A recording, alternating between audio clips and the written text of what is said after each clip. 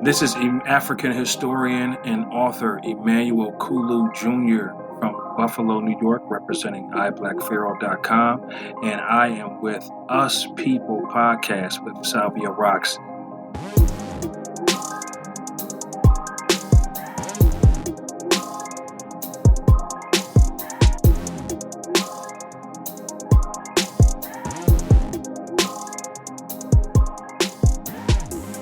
Hey guys, welcome to another episode of the Us People podcast. I'm your host, Savia Rocks, and today I'm humbled to have Emmanuel here with me. Emmanuel is an African historian and a best-selling author of Black Pharaoh, Rise to Power. Emmanuel, thank you so much for coming on the Us People podcast. How are you? I am very well, sister. Thank you so much for having me. You are more than welcome.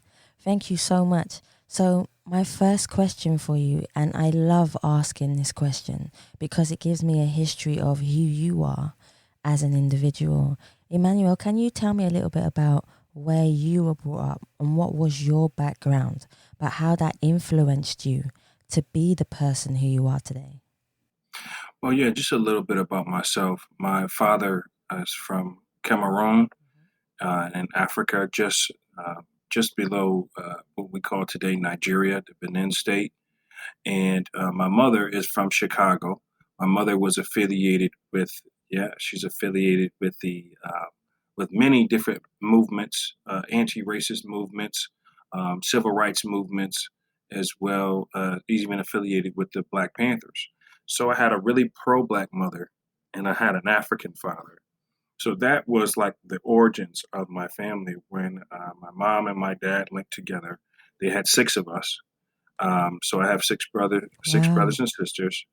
We have very big family. I also have a stepsister, a stepbrother, and we just were raised with that great pride of our African ancestry, which in the U.S. many of the African Americans don't have that connection to Africa.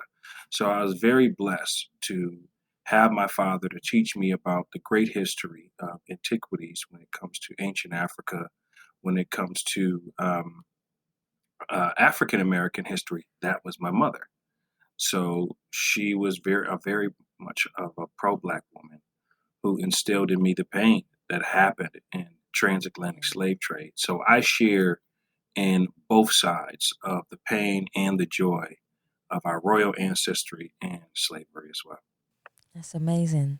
How is it for you being a mixed cultures? So I know that you have a strong Black woman as a mother who is installed in you, the roots of where you come from. How has that also influenced you to be a great person within yourself, to carry that forward into maybe your family that you have? At first, when I was a young man, it was very tough to fit in, so to speak. I mean, you're not African enough for the African side, and you're not Black enough for the American side. You know what I'm saying? Yeah. I remember growing up, just to name one challenge. Growing up, I had some of my African American peers would say, talk about my last name being Kulu. And they would say Kulu, Zulu, Voodoo, and all of these That's things, so right? weird. African booty scratcher and things like that. And it would kind of bother me as a kid. So I would tell my mom, I'm like, Mom, why can't I take on your maiden name? Why do I have to go through all of this? And her Yeah. maiden name was Smith. And she was like, be very proud of who you are, of your royal ancestry that you come from. Because, for her, she said, I don't even know where I'm from, particularly in Africa, but I know my origins trace back to Africa. So be very proud Yeah. of your royal history and speak highly of it when people say things like that to you. And that kind of created like a nice fire in me growing up to just constantly educate. When people would ask me, did you have monkeys in your backyard? You know what I'm saying? That stuff, it used to make me laugh, but at first it hurt my feelings a lot. And I had to just rise above that, so to speak, and just use it as an opportunity to educate.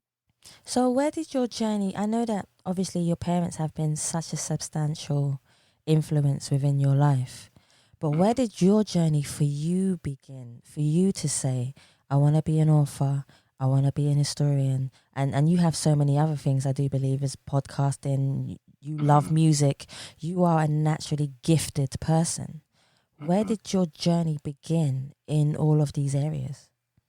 So as I mentioned before, that created like that hard work in me. That those things that I went through as a child, right? So I got into the music industry, and that was like really big for me. I mean, I did that for about 15 years of my life. Just I always just love how hip hop artists were able to really express themselves. Like my favorite was Tupac growing up. And I love Tupac, I love Dr. Dre, I love Biggie, but mainly I love like Tupac, DMX, those guys who really express their pain. So I kind of fell in love with that, and I created this content called pain music, where a person would express themselves because you don't really see men truly express their sadness. Yeah. You see a lot of rage in hip hop, so I wanted to be a very real hip hop. So I created this team called Teflon Entertainment. And that was like the beginning of my journey. And I wanted to make something that stood for unity, right? So when you think about Teflon, you think about bulletproof vests, right? So I wanted to have that record label meant like we're untouchable, but we're united. And I didn't want to say bulletproof records or whatever because that Yeah. just sounded too negative. So I took what was inside of the bulletproof vest, Kevlar and Teflon, and said, "Hey, Teflon ENT sounds good." So I went with that survival mentality, the unity mentality, and I ran a label for about 15 years, and it was a great journey, traveling from city to city, dealing with different personalities, which was a challenge. Oh, trust me, I know, especially within the creative industry, you do get Yeah, some personalities. yeah. So that truly took me down a long journey into that, but that helped me really learn how to network in the hip hop industry because like it's so many rappers and there's so many groups out there that it's you really have to learn networking to really be effective. Yes. So after that journey was pretty much over, I got into film, and I was kind of saddened how the group ended, and due to disagreements within about whether we should sign to a record label or not. So that ended, and I just made a film out of it. We had so much footage of what we did, of our travel, of our interviews, of our shows. So for closure for me, this is how I got into the film industry. Ah, So I took okay. all that footage and I hired a guy to put it all together, and I came up with the rise and fall of Teflon ENT. That took me to film festivals. That took me to a whole nother journey, got me into acting in the first Purge Yeah. and doing a 24-hour film.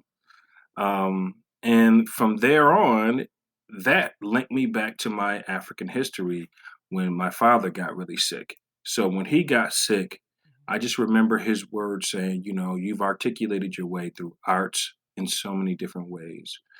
What about doing something for your actual lineage? Bridging that gap between African Americans and Africans, in which you used to tell that I used to tell him that, hey, Dad, it seems like African Americans don't understand Africans Yes. and Africans don't understand African Americans. So I was going to be this bridge because I'm both, Yeah. to bridge the gap so we both learn to understand each other and work as a diaspora.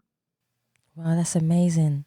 Talk to me about unconditional love for what you do when it comes to being creative and within history. The reason why I ask this is just so can you explain what both of them mean to you? So you have unconditional love for what you do, but you are so creative. But how do you blend both of them and make something unique out of it? It's a very good question. See, the thing about unconditional love, I believe love is like a combination word. And sacrifice is also not thrown in when it comes to love, but it should be. So you're talking about love. You're talking about um, fighting for something. You're talking about um, just like it's your inner being. Like you can't live without it. So I would say that's unconditional love. So it would be sacrifice. It would be honesty. It would be giving your all. It would be just caring about the creative arts of it. Being very passionate about it, believing in it. So those are all things to me that describe love. You know, um, but sacrifice is something that we don't hear when it comes to love. That's very Love true. doesn't just work for you. You know what I'm saying? You got to work for it. So I think that's what unconditional love for what you do is. Now, adding the creativity side to it, always enjoyed the process of creating. Like, imagine something is just nothing. You have a white sheet of paper and it has no writing on it yet. It starts there. As you start to write, it starts to develop into something. Yes. And then as the writing continues, you can connect it with another person. They can read it, they can enjoy it, and then you can make them smile. It just is such a beautiful thing when it comes to creativity. And it used to remind me, I compare it to making a beat, right? So it starts with a clap, it starts with a snare, it starts with a tick, and then you add some eerie sounds to it, and then you add some lyrics to it, and next thing you know, it's on the radio Yep. and people are dancing to it. You know what I'm saying? So that's the creative power, the power of creativity. And that's exactly how I took the same approach when it came to writing. Is it just Wow. starts with one word. It starts there and it starts with an idea, then a word, pen and a pad, and then you just build on it. You don't rush yourself, you build, you study, you do your history if you're writing about something historical, and you just keep going, constant refinement, constant getting better, and you just work at it every day. I mean, I remember writing my book, it was like getting up in the middle of the night. I remember writing films. That's how my creative process goes. Sometimes I'm watching something similar, and I'll come up with my own different spin on it, and I'll wake up in the middle of the night, write a little bit down, and I'll come back to it. So as a creator, I've always kind of like done that when it came to music and writing as well. That's amazing. I love the way that you broke that down. Thank you so much. Can you talk to me more about history and how people themselves feel like history can also affect them and our lives and the next generation as well, because this is so important. Although we are trying to path a way so that the next generation can come in, how do you feel that what we do now will either hinder or help the next generation so they can create a path for the next generation to come in and learn about history and what it's all about and our ancestors? How do you feel about it? History is so important to knowing where you're going, knowing your history. It's absolutely important. Here's the thing about American history when it comes to Africa, right? It's always been a distorted view, and it's always been spoken from a Eurocentric um, way. It's always been taught that way. How can you define Africa through Eurocentric? You know what I mean? You have to define Africa through Africans. And I felt that it was very important when you look up a lot of African civilization stories, you don't see them written by African, writers. So it's definitely important for the youth to see themselves in position of uh, greatness, versus positions of glory, positions of royalty, and have that balance also where there's some pain in there as well. Yes. Um, and that's what the children need, not just Black children. All children need to see that. So we can start to balance out the playing field when it comes to uh, where we're trying to go with history. I mean, you just can't focus on one small, narrow form of history. But this is what the curriculums throughout the world are doing. They're focusing on ancient Greece being the foundation, Yes. ancient Rome being the monarch, And from then on, you have other civilizations that minor civilizations that grew into the Anglo-American power that we have today.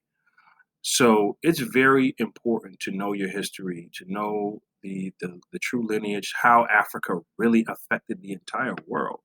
It's major. It's major to the diaspora to be able to reclaim that because it comes with a a sense of pride. You Yes. know, brother Professor Robin Walker, he wrote about this, and he said that the working class African American has high self esteem, but low group esteem. Now, what group esteem is how you feel about your culture, religion, or race. Okay. So if a person has they have high self esteem, but their group esteem is low, what they think about their people is very low. That's not balanced. But if you were to look at a Chinese person, they may have a balanced form of Yes. self esteem, but their group esteem is so high, they're always looking to come up. You get what I'm Yeah. saying, how that goes? Yeah. And that was very interesting to me on how to really balance out that playing field when it comes to self-esteem and group esteem in the African diaspora. And the main thing came down to miseducation and re-educating who we are, who we were in the ancient days to help boost that group esteem, so to speak. That's amazing. Talk to me. Are you okay? My first question for you is: are you spiritual? And the, Absolutely. and the reason why I ask this is purely because how do you feel your spirituality has helped you on your journey to be who you are and create what you have created within yourself, within your family, and within your profession to do what you do every day? Absolutely. I definitely come from a very balanced spiritual place. My father being directly from home, he was Baptist. My mother from here, she was at one point Protestant, but then she became a Jehovah's Witness. Okay. So those two, and my stepmom was Catholic. So all of those things combined, you're talking about how Jehovah's Witnesses are people who freely go and teach the Bible. So being a quality teacher, is something that I took from that. Um, and also, just I believe all African people have a big, strong sense of spirituality. I think spirituality is so deep rooted into who we are as people. Even when we mention music, like how the beat connects with a person's spirit. You know what I'm saying? When you walk through the clubs Hey. and you go and you look at people and you can see them, they're closing their eyes, they're really feeling the music. It's like in their soul, it hits their chest and it just elevates. You know what I'm Yeah. saying? And they feeling that song. That's spiritual to me. Just having that invincible connection with whether it be a person or the creative thing that you may be doing. I think that's spiritual, and that's definitely something I am through many different forms of the art, but definitely through music, definitely through religious beliefs, and as well as just natural spirituality, connection to others, love, to try to bring unity amongst the world. I want people to understand, especially the listeners. I really want them to understand what a historian does and is, because a lot of the time when people hear historian, they just think, history and it's already there, and they don't know the background and the work that you put in to do what you do every day, to bring to the table, to say, this is what we found, look where we are from.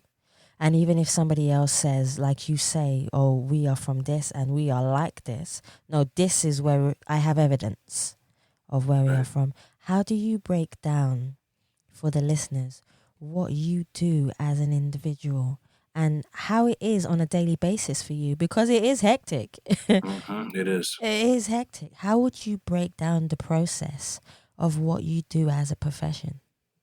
It is truly study. It's truly deep study. You just can't just, there's so many things that they call pseudoscience out there. You have to line up, you know, all of these theories that are coming out, you have to line them up with sources. If you don't have the sources to prove it, it makes it very difficult. Now, there are many documents of many different things that Africans did around the world, so it requires a lot of travel. It requires, opinions from other scholars. It requires understanding Eurocentrism and also understanding what has been tabled or labeled Afrocentrism. So you have to try to find that fine line with that, sifting through, but really checking, fact checking, and resource checking. It's really tough when it comes to what Eurocentrics have done. It made it really difficult for African scholars to rise to the occasion because at the end of the day, let's just be real. The world science proves Afrocentrism, right? Science, Professor Leakey and Mary Leakey the, discovered the first human remains in the Eritrea, Kenya area, which we know today as Lucy. So even science is Afrocentric, so to speak. So, but in our culture, it's kind of like demonized to be called an Afrocentric, so to speak. Sheikh Anta Diop was considered a, a Pan Africanist, so to speak. So it's very difficult, but at the same notion, I think you have to um, be hard on what you truly believe as your Yes, core. You have to understand where education comes. Then you have to go do the background on that. Then you have to put that into your, into your studies as well. And then the next step is getting it out, getting people to hear it. So it's a process. It's a lot of interviews. It's a lot of questions. It's a lot of seminars. It's a lot of studies. It's a lot of asking questions, and it's a lot of sometimes rubbing people the wrong way. But at the end of the day, if that's the only way we're going to get to the truth, like that's so true. be it. So be it. Most definitely. Who are some of the authors that you read and inspire you to create? Before we get onto your book, because I'm really excited to get there. Yeah. But but before we get there, I really want to understand a bit more about you and what you read, because what you read also gives you the wisdom within your mind to also create at the same time. So, who are some of the authors that inspire you to go in that direction to be an author? I liked John Grisham. I liked his stories. I loved Roots. Loved Roots, right? I love the autobiography of Malcolm X. That was really big for me. Um, I loved Shaka Zulu by Oh Joshua yeah. Sinclair. That was huge. I also enjoyed like the mythology of like stuff like Harry Potter, Yeah. 300, the destruction of the black civilizations by Sheka Anta Diop. That's a really good one. Um, I loved They Came Before Columbus by Ivan Van Sertima. The African Presence, the Africa and the Discovery of America by Leo Wiener. Books by Dr. Henry Clark. Ileaza Shabazz, who is Malcolm X's daughter, she's doing wonderful things right now. So just a lot of those books, and also I love like I was a big comic fan, so I love things like Black Panther, X-Men, and all of those to mix in there. I gotta throw that in there. Some people might consider that not intelligent, but whatever. Of You course gotta it have your fun is. with it too. Yeah, of course it is. I think you can pull something out of everything. It's just about your Mhm. mind. It's just about your mind, not having that ego and that ignorance towards a Right. subject or something. It's just about in life we take so many things so seriously. We must have some downtime for Mhm. ourselves to restore ourselves as beings. And I Yes. think that is so important. So here's my exciting part. Let's talk about your book. Okay? Yes. And I love when I get books. I love reading books. I love the knowledge it gives me, and I love to be able to share that knowledge with other people to enhance their lives, to help them evolve too. So tell me about your book, I, Black Pharaoh, Rise to Power. You have a Yes. blank piece of paper in front of you, and you decide, I'm going to do this. Right. What was your first imagination? What was the first thing that came to your mind? Well, originally, the big thing was for me was I really wanted to do a story connecting to Shaka Zulu. Yes. Shaka Zulu was my great ancestor. So if you look at the name Kulu and you see Zulu, you can see the only difference is a letter, right? So we're connected to the Bantu speakers of South Africa and Central Africa as well. So I wanted to tell a great story about a warrior king, and I wanted it to match with a great queen as well to be able to align those stories to tell for both sides of the diaspora. And as I was working on this Shaka Zulu film, I ran into some copyright issues with the original 1986 Shaka Zulu film, which had been sold, the rights and the license to it had been sold so many times. So, not able to do that the way I wanted to do it, I kind of just like tabled that for a while. And then I said, how do I really make an impact? Yeah. And as my time studying about Egypt for so long, I remember my first project I did, third grade, whatever the case may be. And my father and I put together a clay pottery version of King Tut. And we spray painted the head gold, but the face was black. And I remember my teacher like, "Well, this is beautiful, but it's historically inaccurate." And I'm like, "What?" Because I was always raised to believe that the pharaohs were black, but Yeah. that also like took me on a journey too. Then just remembering that that happened to me. So I said, you know what? Let me find out let me read some real interesting stories from Egypt. And that took me down a long path of discovering about the region being called Kemet, studying Dr. Henry Clark, Sheka Antidia, Ivan Van Sertma, Dr. Ben, Rakudi Rashidi. There's so many different scholars that spoke on this, and just following their work and also just looking for the right story. And I came across Tutmosis III, who was considered to be the greatest conquering pharaoh that Egypt had ever seen.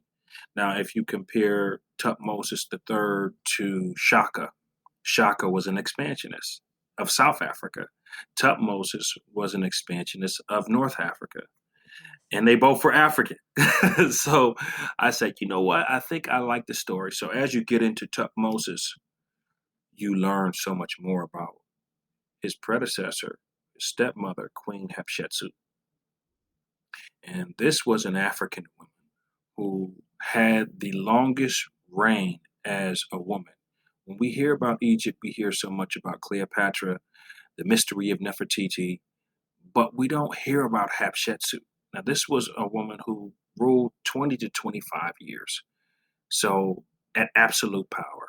I felt that that was a very interesting story to combine this great warrior pharaoh and the rise of this great queen who ruled for 20 years and established peace and security in Egypt.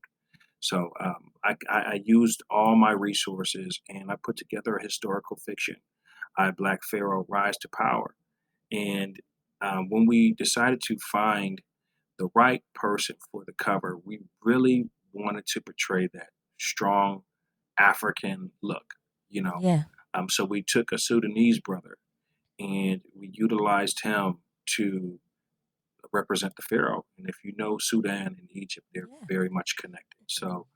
Um, so that was the beginning. The cover. Once we had the cover done, the writing just commenced.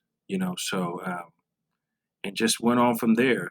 As the pen hit the pad, I wanted to um, make an African version of things like Braveheart or 300. I wanted to show us in our glory what we did, and uh, and bring that to the world, and bring that to the diaspora. I felt that it was time to see something more royal about Yes. Africa than slavery.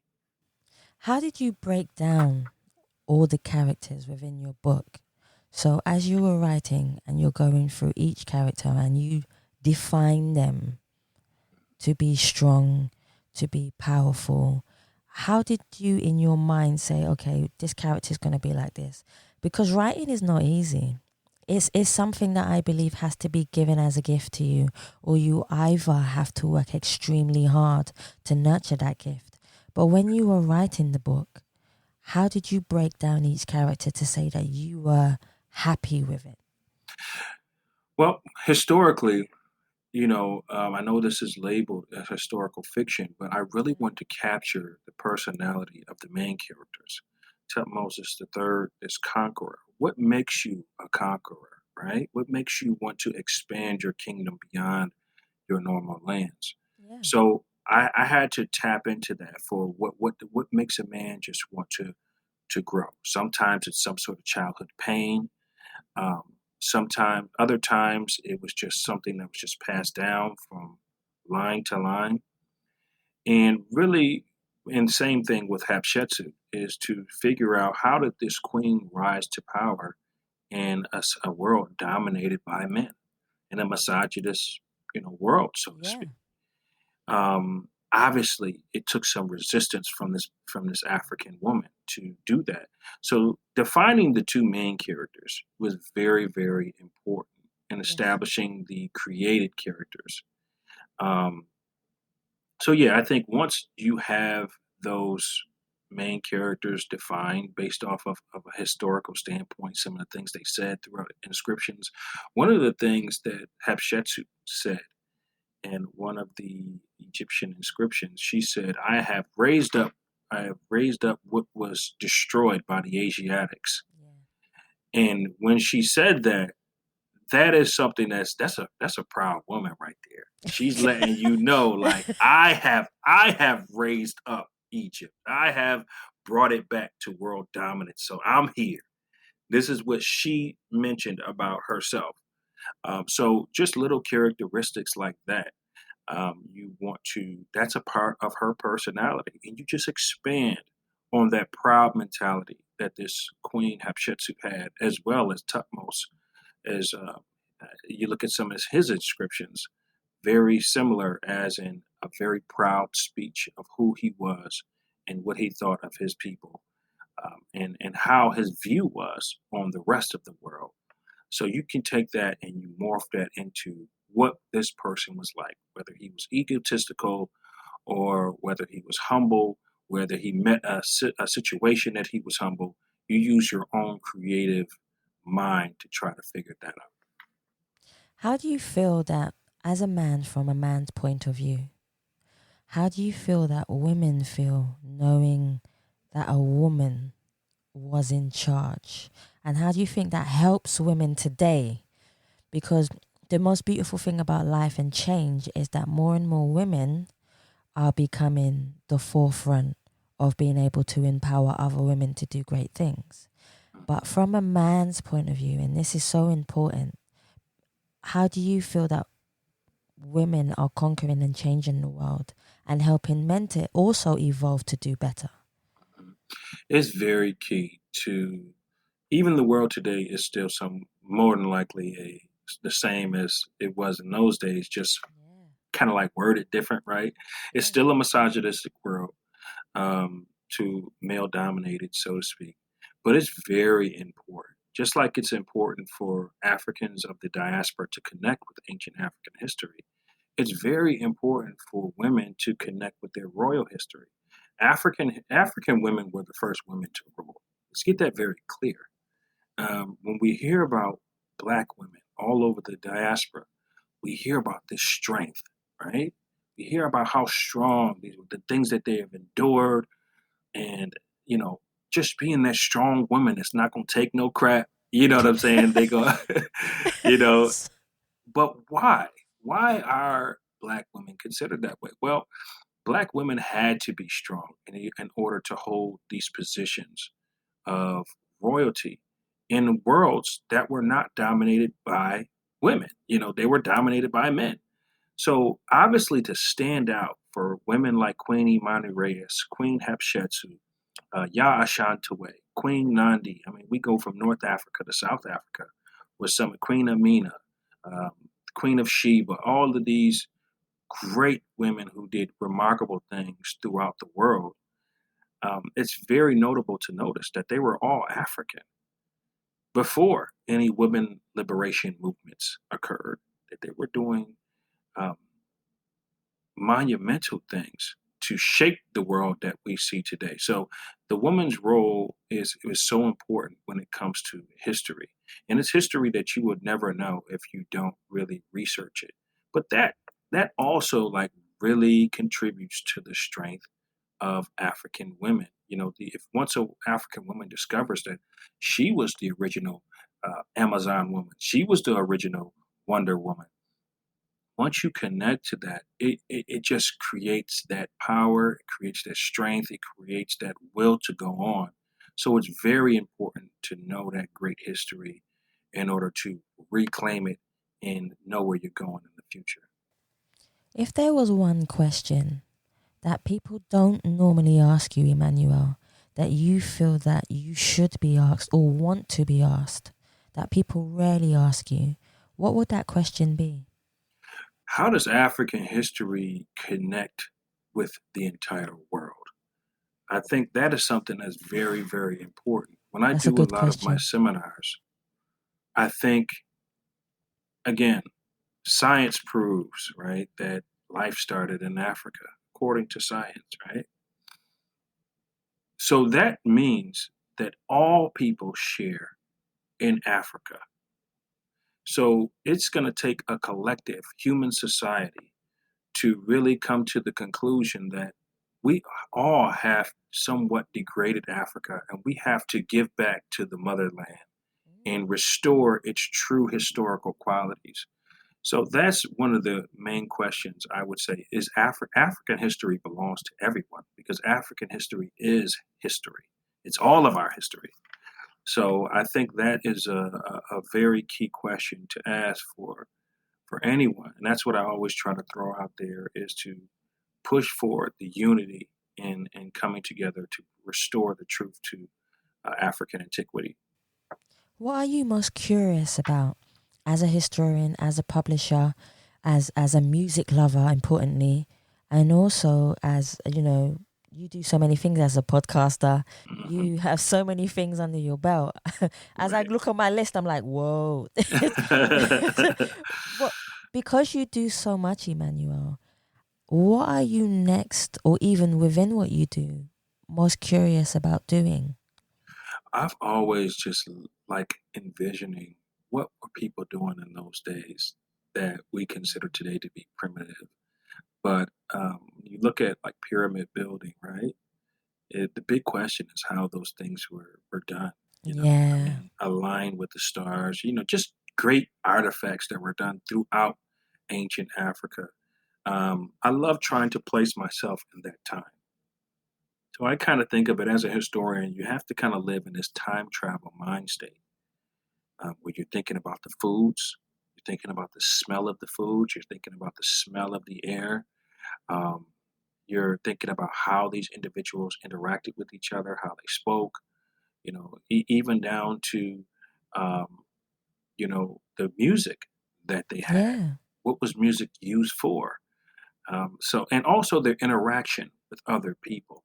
Because you know, this thing that we have today called racism, that did not exist in ancient history. What you had in the ancient days was called culturalism, tribalism, where if we didn't believe in the same thing, we could be enemies. If our custom wasn't similar, we could be enemies. So just looking at how the differences of the world were compared to today, I think is very important. And that's very important when you understand history because many forms of Eurocentrism is to see the world as Europe was. And that's not how things were done. You know, so when in order to really get to the bottom of it, you have to see it from so to speak, an Afrocentric viewpoint. You have to see it for how the people of that region lived. What music did they play? What foods did they eat? What gods did they worship? All of those things. So the most fascinating part for me is morphing yourself into that mentality. Most definitely. Talk to me about education because this is something that coincides together. Do you think that people should go out and get an education, or do you feel that talent is enough to get you where you need to be, or do you feel that you need a combination of the two in order for you to inspire yourself and excel to do and be who you want to be?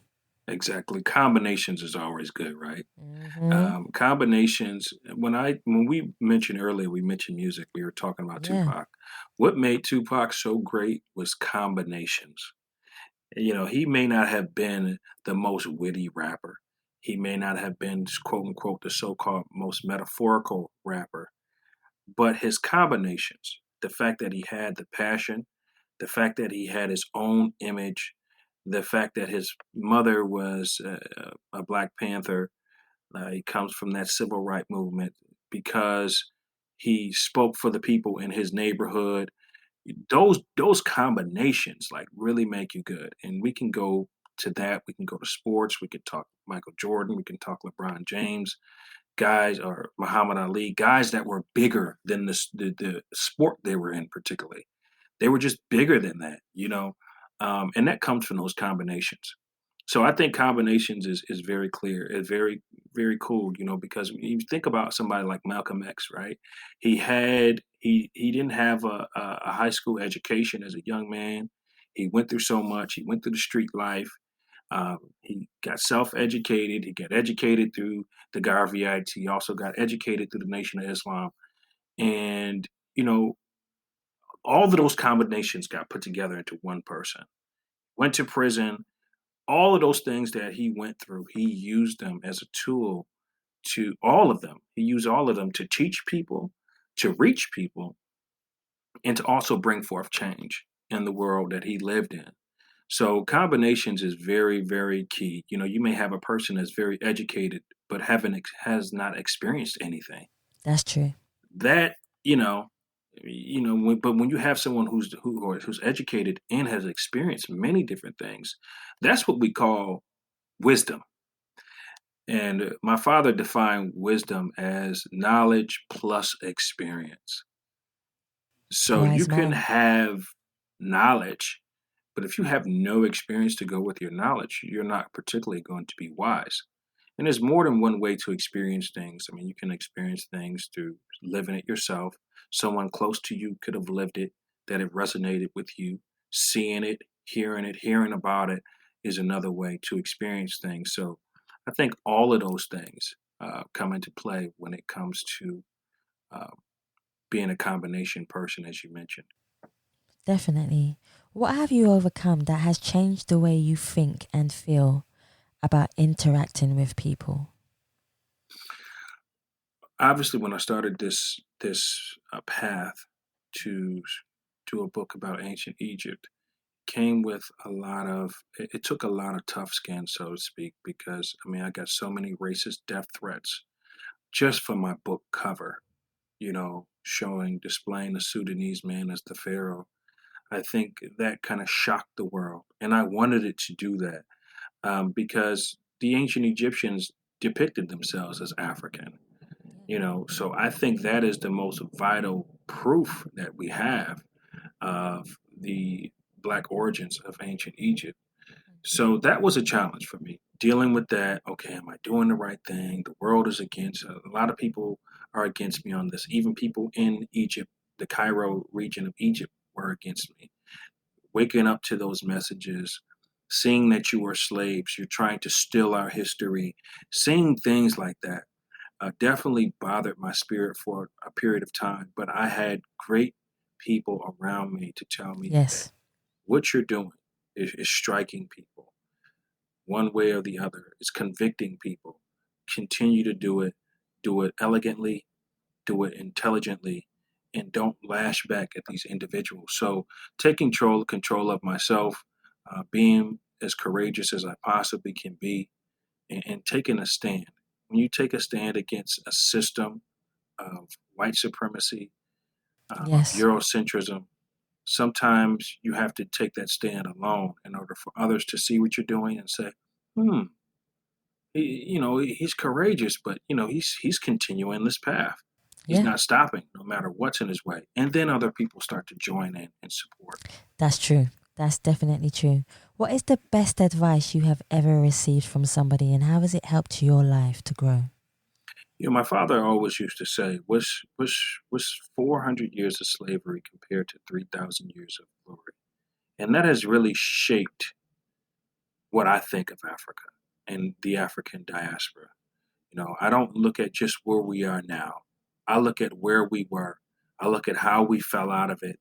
And now I want to re-romanticize us with Yes. our history, um, because we need that. Even with the Germans, the Jews, when they went through the Holocaust, they had to re-identify Yeah, with what made them great. And I think that's and the Chinese also did the same thing. They they found their beautiful culture and they hung on to it. When Europe went into their dark ages, they hung on to ancient Rome. They that's hung true. on to ancient Greece, and they used it to rise the Anglo-American power, which we see today. So the same for us. We have to be educated. We have to re-educate ourselves. We can't expect for it to be done, or anyone else to give it to us. That's true. We have to do it as a community and be able to freely teach our people. And this is why I love coming on different podcasts, different news outlets to really spread this Yeah. abroad to the diaspora and to everyone, because it is history for everyone. I mean, a lot of my seminars has so many different variety of people that show up and clap and enjoy Yeah. learning the history of ancient Africa. So it's definitely high demand, especially this time of year. Um, but it does take a lot of courage, and there's a lot of obstacles that comes with it. Well, all the great people have to go through obstacles to make a change in the world. Otherwise, without them, we wouldn't have change. Exactly. Definitely. Exactly. When was the last time you felt totally at peace with yourself? I, I've always had a measure of peace, but more recently than not, I feel at peace when I pray to God Mhm. and I watch things start to manifest. When I have concerns, I give it to God on what to do in my life. So I would say, once my book was complete, it's a nice form of peace because it's no more waking up in the middle of the night. It's no just jotting down ideas for a while. Now it's like marketing. Now it's getting it out there to the world. So it transforms. It goes from that creative process to getting people to really see the work that you did. So that's when you can rest, but then it comes back to that creative process once you get started again. Yeah, so, most definitely. so yeah.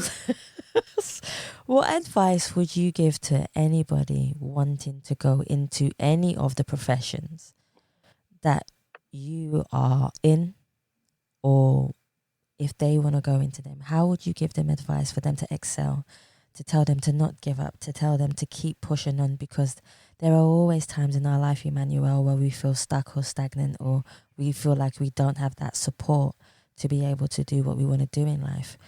What advice would you give to those people? Study the lane that you're trying to be in and be thorough. Um, if you don't study what you're in, and then you have to have your own self identity, how to assert yourself of doing it. Look at the things of the past. As I mentioned Dr. Henry Clark, I mentioned Sheikh Anta Diop, I mentioned Malcolm X. I mean, we can talk Dr. King, we can talk Tupac, we can talk Muhammad Ali.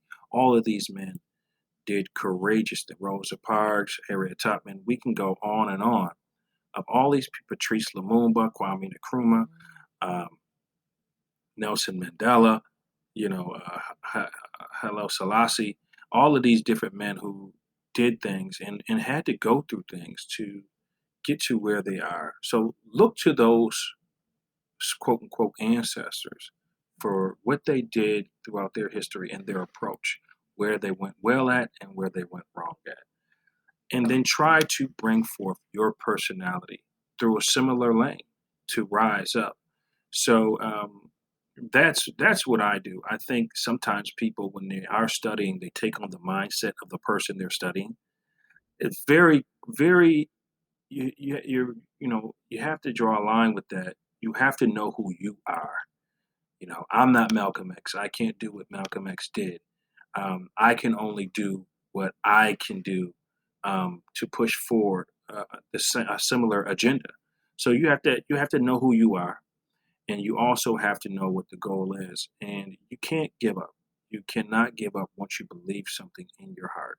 It's almost like when you love someone, you don't quit on them. You love your child. You don't give up on them. You may hear some bad news about them here and there. They're getting in trouble in school. You just don't stop. You don't stop teaching. Every day is a teaching opportunity to learn, to get better, to grow. And then there's humility. Humility. Sometimes we make mistakes. Sometimes we're not 100% right. So being able to admit that is the easiest way to silence your critics when you do make a That's true. mistake. So these are things that I think are very important. Not giving up, being fearless, being vigilant, keep pushing through, see the goal beyond the pain, see the goal. I think that is the biggest thing when it comes to building a brand, when it comes to rising up, and also when it comes to being a person of great renown. That's exceptional advice. That is exceptional advice. So I want to ask you this question also. If you were on a desert island and you could bring with you, and I have a feeling I know what you're gonna say in a way, which is kind of cool. If you could bring with you one activist, one president, and let's say one musician, who would you bring on your island to have a conversation with, and why? Musician, it's going to be a toss up between Pac and Bob Marley. Uh, Oh, okay. it could be Pac, Bob Marley. I would love to Prince bring as well. Prince was like a musical genius, right? Yeah, Played every definitely. single instrument. So I love Michael too, but I'm gonna have to go with Prince because Yeah. he really studied the science of music, right? Um, President, um, we all loved Obama, right? We loved Obama. I mean, Patrice Lumumba was a very special character that Yes. I really admired his courage as a person. And what was the other one? I'm sorry, Activist. activist. Well, I always said that if I were to in the '60s, that I would be down with Malcolm X. So Fair enough. there it is. Fair enough. And if you really look at the people that I chose, they're all very similar. You know what I mean? Yes, So with very that much fire, so. with that passion, with their loyalty, you know, um, those are characteristics that I love. The passion, the loyalty, the love, the dedication, and the willing to, even if it means putting your life on the line for the common goal to be met. These were men that all did that. And that means something to me when it comes to, how far is a person really willing to go for what they believe in. And those men Yeah. were exemplary in If there was one song that was the soundtrack of your life, what one song would you choose, and why would you choose that particular song? that. Ooh-wee! Ah, ah, music. Ooh, so many songs. It's so hard to put. Um, Changes. fair Changes enough. by Tupac. That was such a powerful song to me. Through every dark night, there's a bright day after that. That is something that always resonates with me when it comes to lyrics.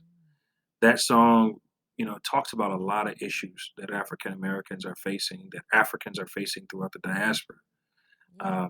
So, in order to change within yourself, even though the world is against you, you have to make changes for the betterment of yourself, for your people, for future generations, in order to really affect the world. To make the, so I really love that song, Changes. Definitely. I have two more for you. And my second to last one, Emmanuel, is what would you like your legacy to be when you feel like you've done everything you could and can? How would you like people to remember you, just how you remember people of greatness? I would like to be remembered as a man who stood on whatever he believed and fought for whatever he believed, um, and was absolutely dedicated to it and couldn't be knocked off his rock on it, no matter what. Faced with oppression, faced with racism, faced with uh, discontentment with other scholars, whatever the case may be.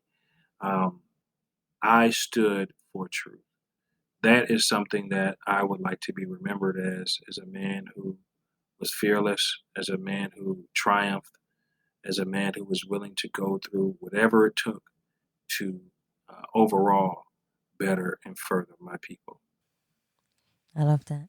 And my final one for you is Emmanuel, just as I've been blessed to be able to have you on the Ask People podcast, how can other people get in touch with you so that they can communicate with you and get to know who Emmanuel is? You can find me on my website, www.iblackpharaoh.com. You can also find me on Instagram, which is IM_Kulu. I also have a secondary Instagram account for the business called @IBlackPharaoh on Instagram as well. Twitter is the same, IM_Kulu. And there's also a business one for @IBlackPharaoh. You can also find me on Facebook, Emmanuel Kulu, iBlackPharaoh Universe on Facebook as well. So I'm on all the social media platforms. I'm also on Clubhouse right now as Emmanuel Yeah. Kulu, which Clubhouses serve as a great platform to connect the diaspora because otherwise you wouldn't be able to just like physically talk to Yeah. people abroad. You know what I'm saying? I mean, you can DM them, but now you just go in a room and you're talking to people from the UK. You're talking to people in It's true. Canada. You're talking to brothers and sisters in Africa. You're talking to people in Asia, Australia, and you're talking about matters like so. Conversations that matter. So using all of those platforms to really continue to push forth the movement of restoring the true antiquity of African history. So, Emmanuel, thank you so much for coming on the Yes People podcast today, for bringing history back into my life also, and letting me know that you can evolve as a person, as a being, no matter where you're from or who you are. I thank you so much for coming on. I really, really do have gratitude for you. thank you, sister, so much for having me. No, it's perfect, guys. Thank you so much for listening to the Yes People podcast. And please remember, you can subscribe on Spotify, iTunes, Google Play, and any other platform that you prefer listening to. Please also follow us on Facebook, Instagram, and Twitter. And you can also donate to the Yes People podcast by simply going on the Savia Rocks website or just typing in paypal.me/us people podcast. Guys, thank you so much for listening. Stay happy, stay positive, and as always, please continue to be kind to one another.